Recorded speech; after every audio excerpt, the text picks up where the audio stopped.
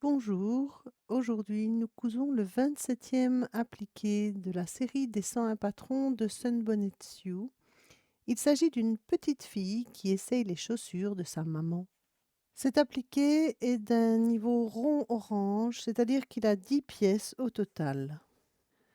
Dans la vidéo suivante, nous allons créer un sac à chaussures avec cette petite Sunbonnet Sioux qui permettra de mettre des chaussures jusque 41. Étant donné que faire les appliqués prend quand même pas mal de temps, ici je pense qu'il faut compter 2 heures pour le faire quand on a quand même un petit peu d'expérience. J'essaye de trouver des projets qui sont rapidement assemblés à la machine. Si vous le désirez, n'hésitez surtout pas à me demander en commentaire des projets que je pourrais préparer pour faire des tutos. Téléchargez votre patron PDF et lancez-vous. Attention, un mot de passe est dissimulé quelque part dans la vidéo. Pour être tout à fait transparente avec vous, la vie d'une chaîne YouTube dépend des abonnés et du temps de visionnage. Grâce au mot de passe, je vous donne l'occasion de m'aider tout en jouant au détective. Une sonnerie de micro-ondes vous préviendra quand le mot de passe arrive. Une fois le mot de passe trouvé, c'est tout simple. Vous cliquez sur le lien dans la description, puis dans le rectangle sous mot de passe protégé. Vous effacez les petits points noirs qui s'y trouvent, vous tapez le mot de passe et puis sur Envoi en bas à droite. Et si vous n'aimez pas les mots de passe, je donne accès à 41 tutoriels et patrons sans mot de passe. Alors aujourd'hui, j'avais envie de dessiner une petite fille qui essaye les chaussures de sa maman, en l'occurrence Sunbonnet Sioux. J'aimerais mettre ce petit personnage sur un sac à chaussures, donc je vais prendre un fond adapté à la taille de mon projet, qui est en l'occurrence 34 cm sur 30 de large. Je ferai un tuto pour faire le sac à chaussures, bien évidemment, mais je commence par le petit appliqué. Donc, si vous avez envie de faire le sac à chaussures, eh bien, il arrivera par après. Et sinon, eh bien, continuez à le faire comme d'habitude sur un fond, par exemple, de 22 sur 22, c'est comme vous préférez. Alors, pour réaliser cet appliqué, nous aurons besoin de fil, d'une aiguille et d'épingles, de crayons effaçables à la chaleur. Je prends beaucoup des frictions, ils sont bien pratiques. D'une paire de ciseaux pour le papier et une pour le tissu. Bien évidemment, de 3 chutes de tissu. Un pour la robe, un pour les chaussures de la maman et un pour le chapeau. Enfin, une pour le chapeau. J'ajouterai à cela un marqueur indélébile. Je pense que je ferai les détails ici des chaussures et de la robe avec le marqueur indélébile. Sans doute, mais pas sûr, mais on ne sait jamais, des cure-dents et ma petite poubelle à tissu qui est bien pratique pour éviter de mettre des fils partout. Voilà. Alors, on va commencer par passer au marqueur effaçable tout le patron. Centrez-le. On va faire un sac du genre sac pochon. Donc, si jamais vous faites comme moi 34 sur 30, je pense que le mettre par ici serait pas mal, de façon à ce qu'on puisse fermer le sac pochon sans que la petite fille soit toute froissée. Donc, on va faire vraiment un sac tout simple, comme ceci, voilà. Moi, je pense que ce serait bien de mettre la petite fille à environ, il y a 1 cm pour la couture, donc à environ 5-6 cm du bas, de façon à laisser la place. Là, je vais commencer par tracer au marqueur effaçable le patron. L'arrière, je l'ai pris, c'est en fait des tentures que j'avais achetées en seconde main. D'ailleurs, il y a quelques petites taches que j'arrive pas à enlever, mais c'est pas très grave. Parce que je le trouve vraiment très mignon. Et donc, je trouve que c'est bien de recycler le tissu quand on peut. Et ici, ben, c'est parfait. Ce sont des flûtes de tenture qui étaient vendues vraiment pas cher et je les trouve très belles. On va commencer par la jambe, ici, voilà. On coupe la pièce et on laisse 5 mm de marge. On crante au niveau du petit pied. Alors, si vous n'avez jamais fait d'appliquer, je vous conseille d'aller voir un rond vert. Déjà, il n'y a pas de mot de passe sur les ronds verts. Et en plus, vous allez apprendre la manière de faire parce que ça ne se fait pas. Il faut utiliser 2 points. Il y a juste 2 points. Je vous explique tout en détail. Donc, n'hésitez pas à aller voir plutôt qu'ici vous acharner et vous dire: «Oh mais je n'y arrive pas». Si, vous pouvez y arriver, il y a aucun souci, mais il faut passer par la 1re étape qui est d'essayer les points sur un tuto facile. Hein, donc on positionne et on va coudre, l'appliquer. Je vous mets sur la gauche de l'écran, comme toujours, la manière de coudre chaque pièce et l'ordre des pièces. Ça ne changera jamais. Donc je vous mets bien ça sur la gauche. Donc si vous avez déjà cousu des appliqués mais que vous n'êtes jamais venu ici sur le site,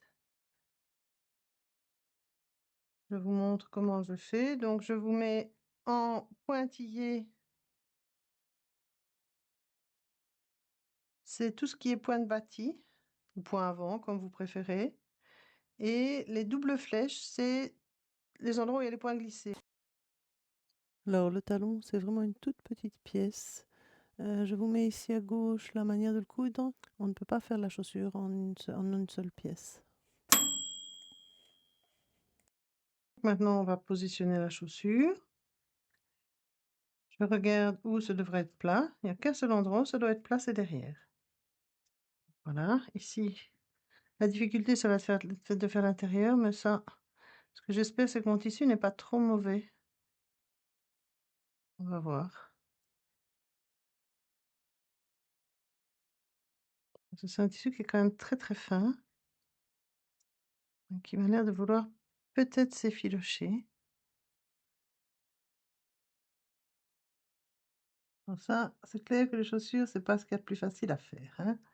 Ici, je suis bien consciente, quand j'ai fait le dessin, j'ai essayé de voir. Pour ça aussi que j'hésite pour ça, mais à mon avis, il y a moyen, mais c'est pas des formes qui sont faciles à faire, puisque ce sont des formes très nettes. Elles sont faciles à dessiner, mais à réaliser en patchwork, c'est moins facile. Je fais les dessins, j'essaie d'imaginer, en même temps que je fais le dessin, si c'est faisable en appliqué. Alors ici, au niveau de la petite jambe, comme il y a très très peu de chaussures, c'est vraiment très fin, il faut laisser une marge minuscule qu'on va faire au point de bâti, hein. Donc, pensez-y. C'est un peu bête sinon, parce que ça va déborder. Il faut pas que ça sorte de la chaussure, bien sûr. C'est des formes pas faciles à faire. C'est pour ça aussi qu'on voit pas souvent ces appliqués-là.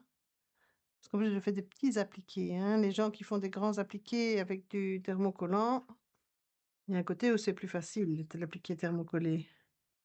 Parce que, ben, justement, ça ne bouge pas. Moi, je n'aime pas. J'ai essayé, j'ai testé. C'est pas mon truc. Je vais même acheter des patrons que j'ai finalement pas fait. Parce qu'en plus, on achète des patrons. Ouais, c'est facile et tout. Il y a personne qui explique. Une chose qu'on n'explique pas non plus sur Internet. Maintenant, on explique beaucoup de choses, hein, mais une chose qu'on n'explique pas, c'est le temps qu'il faut pour s'habituer et pour se mettre à faire les choses. Donc, c'est le temps. Je veux dire, on n'apprend pas à faire un appliqué en une fois. On commence à maîtriser l'appliqué quand on en a fait plusieurs.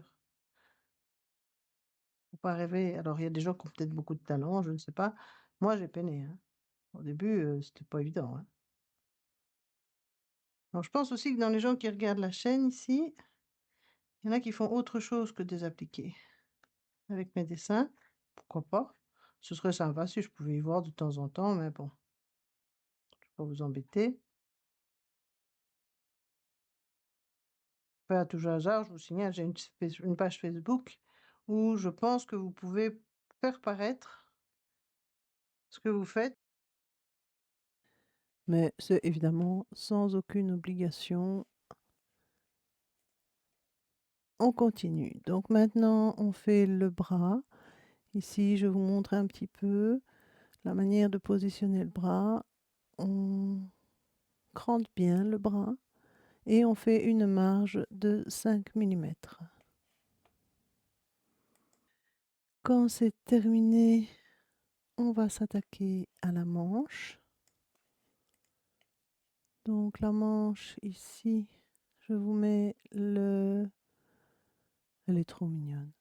Je vous mets la manière de la coudre. Il y a une partie qui est sous le chapeau, c'est du point de bâti.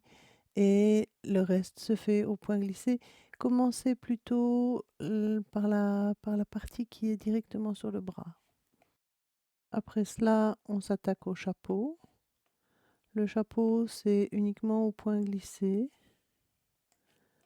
Et quand on a fait le chapeau, on passe un coup de sèche-cheveux pour faire disparaître les traces de crayon effaçable. Quand c'est fait, vous pouvez décorer en fait Sue. Ici, finalement, j'ai laissé les chaussures telles quelles parce que je trouve qu'elles suffisent comme ça ne sert à rien d'aller rajouter des lignes. Pour la petite robe, étant donné la courbure de l'avant, j'ai préféré mettre les plis, donc ça j'utilise mon patron pour faire les plis comme je vous montre. Puis je passe le marqueur indélébile dessus, ou vous pouvez très bien broder. C'est aussi très très joli quand on brode. Ce qu'il y a, c'est qu'ici, ça va plus vite de passer un peu de crayon effaçable. De crayon indélébile, attention à bien faire tenir le crayon indélébile si vous faites comme moi avec le fer à repasser pour fixer. Ensuite, j'ai fait un petit point de chaînette. Ça, j'ai un tuto sur le point de chaînette. Ici, je vous montre en gros comment on fait. C'est pas compliqué pour décorer. Et notre petite sunbonnette est terminée. Donc, à bientôt pour le tutoriel du sac pour chaussures.